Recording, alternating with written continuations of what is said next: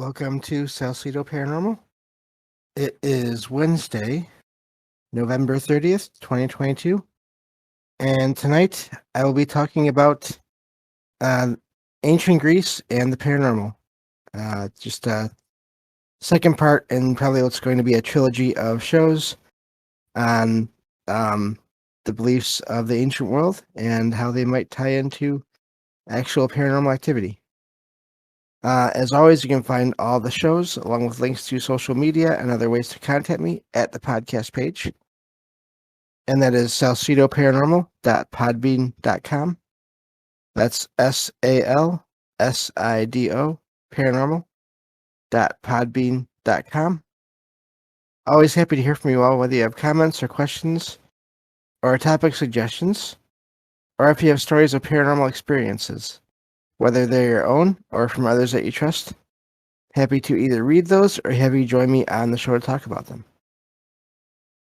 And so I have this show and then tomorrow night's show, and then that'll be it for the week.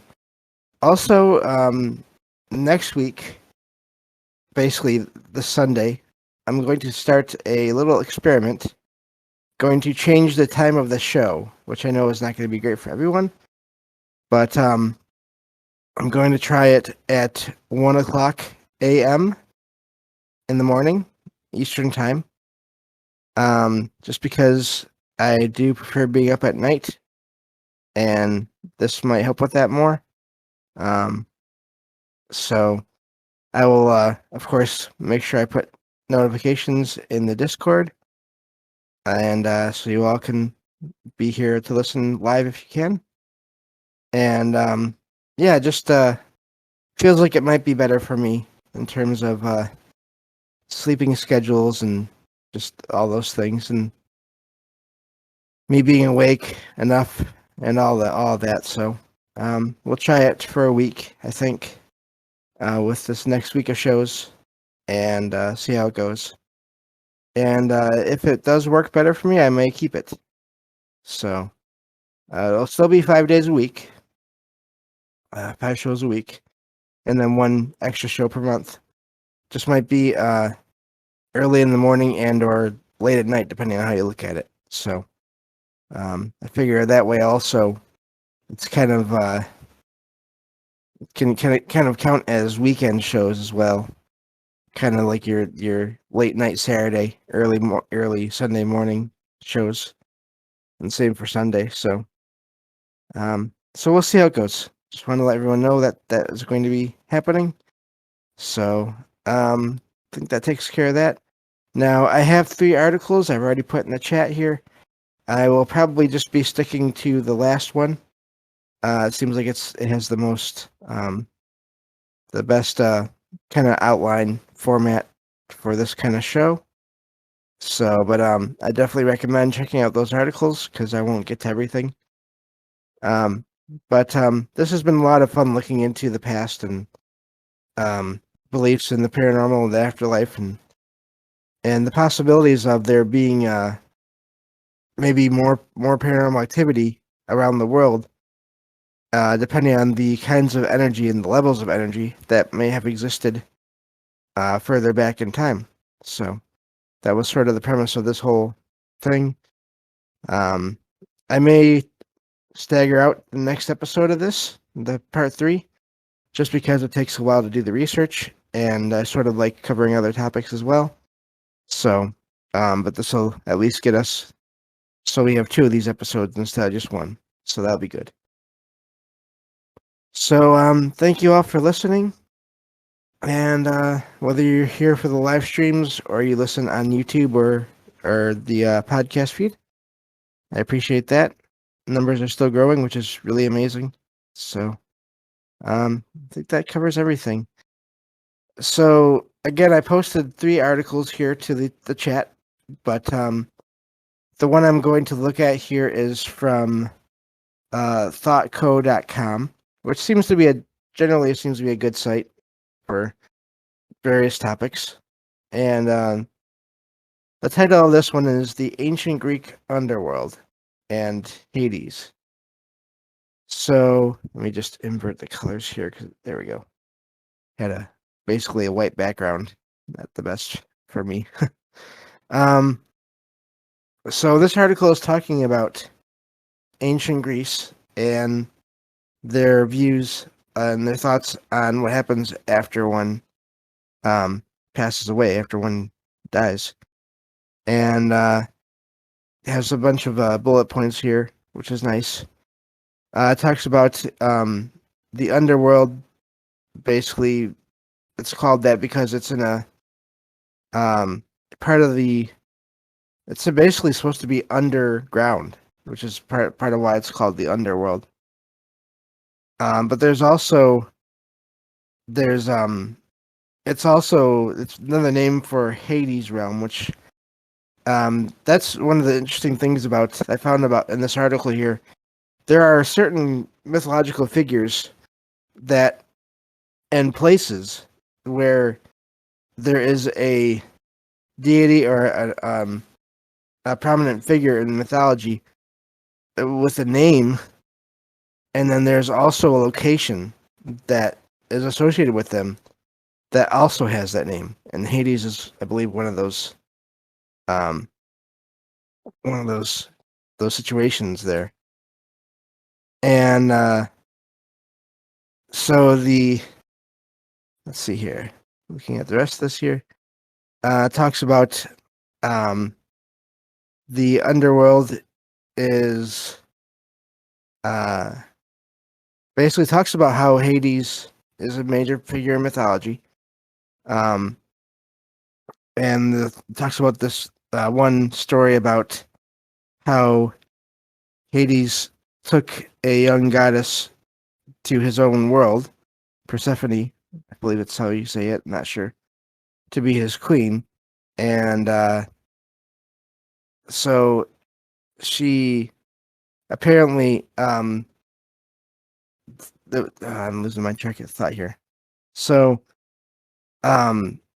she did manage to get out eventually, but she while she was still in that realm, she ended up being tricked into eating food from the underworld, and because of that, um, had to spend so much of every year in the underworld, and from what I remember, that's kind of the part of the explanation for the seasons as well, where there's the time that she's above ground is sort of the warmer part of the year, and then the time when she's beneath the ground, beneath in the underworld, is winter basically. There are many different myths that talk about journeys from living people, heroes. It says usually the son of a god, but basically people that could actually travel to this other world.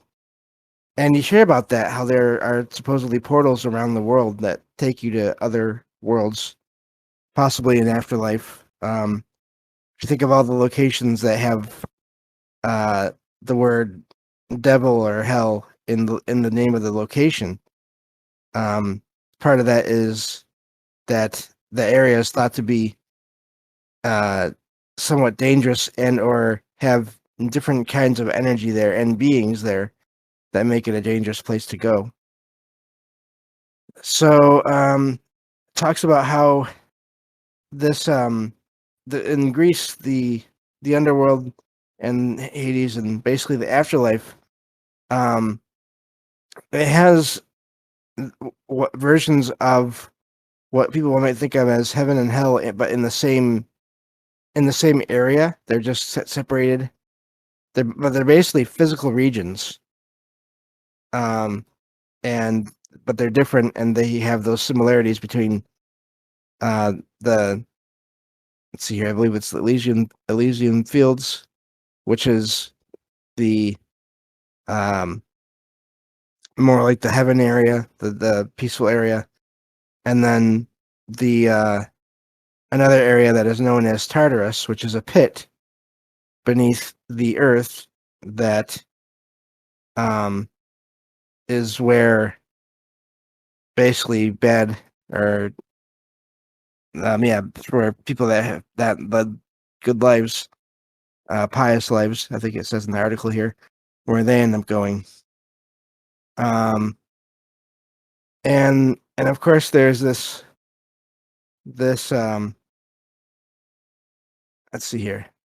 There is like this sort of middle ground as well between these two realms. So, looking at the rest of this here. So, and there are people in the living world that basically devoted their lives to um the transition of people from the living to the waking world or living world to the afterlife. Um, and so they've been mentioned throughout mythology, and um, so yeah, it's really amazing how much there is here to cover. Um, but this was fun to look into, and just because there's so much there, I'll get back into it. Just checking on the chat real quick here. But so it goes into this article goes into uh different aspects of these helpers. So the first one that says um, Hades sits in on the underworld throne in his own home beside Persephone, which is the one that spends part of her time above in the waking or in the living world, and then part of their time in with Hades in Hades again, because so many of these figures have realms associated with them apparently. Um, so there's also the um the hate Hermes, the messenger god and commerce god, said to um be be make journeys to the underworld on a regular basis, sort of like a link between the living and the dead worlds, sort of thing. So that's amazing, because if you think about that, there's reports, of course, throughout time of people who try to make contact with the afterlife, and so maybe in some cases, especially back then in Greece, um, there could have been this this entity that was in charge of that. So um, talks about how there are different creatures of death and afterlife that appear to be in that world as well. So there's more than just humans. Um, so that's another thing that seems different, and but I'm also amazing because you hear about that. Not all apparitions of things people have seen over the years, they're not all human. So not necessarily all bad or all good. Just different types of beings out there. Next thing it talks about is um the river Styx, um and which is apparently near the underworld. And I forget how you say this name of this being, this ferryman. Uh, Charon, I believe. I'm not sure. So he's a prominent figure in mythology. Um, so let's see here. So yeah, really neat article here. Okay, it goes into more details here. And let me see what else I can find that seems. Now another figure that is associated with sorcery um and also the underworld uh is Hecate, who has come up with a lot of podcasts and just things that I've been listening to for a while now, which is really amazing. Apparently, she accompanied Demeter to retrieve her daughter. That this is the part of the story that I was blanking on. That and that's where the idea of Persephone staying in the underworld, but then being allowed back into the living world, and the whole changing of the seasons. It's actually because of Demeter, who is, I believe, the goddess of the harvest and um, just life, basically. Um, I believe it's more her actual uh sorrow of the time of the year that Persephone has to be underground. That's when nothing grows, nothing. It's basically winter, and then when Persephone is back above ground, that's the rest of the year when things grow and things. That's when life returns to the world, basically. But Hecate, it says in this article, returned with or went to Hades with Demeter, and but then ended up staying there to help Persephone, uh, basically with the ruling or the managing of the underworld. So, let's see here. These now there are also, let's see here. So there's more here, but it's really goes into a lot of things. This next one, or this one of these here is I'm kind of focusing on it because it goes back to possibly the Grim Reaper episode that I did recently with Jen. It's known as Thanatos or Death, who is a son of Night, who is another one of these entities, and he's said to be the brother of Sleep. And then the this is amazing here. Apparently, some of the gods that are associated with dreams also stay in the underworld. So there's that connection between possibly the afterlife and dreams. Hermes is also said to be a conductor of dreams and a Chthonian god. Helps helps move people along to the underworld. Apparently, let's see here, looking at this right. I lost my. Okay, yeah. So basically, he helps convey people to Charon to enter this world. Now, here's another one of these figures and areas. Another one of these things that shares it's a entity and then a location that have the same name, and that is Styx. And it is the entrance to Hades, but it's also the. Oh, okay. I'm sorry. Styx lives at the entrance to Hades, but it's also the name of the river that flows around the underworld. That's an amazing thing right there. If it flows around it, that's water moving around this world of the dead or the spirit world. And of course, we know that water seems to be associated with the paranormal in general, in terms of the energy it can create when it's moving. So yeah, I think that's basically covers everything I wanted to go over from this article here. There's more, obviously, but that's a lot more and goes into stuff I know less about than what I've already talked about here. So I think I'll end with that. But hope you all enjoyed that. I know it was kind of, I don't know, these topic-based episodes, I'm still getting used to doing them. But yeah, so that's a look into these beliefs, and again, there's these connections to water and the afterlife and being underground.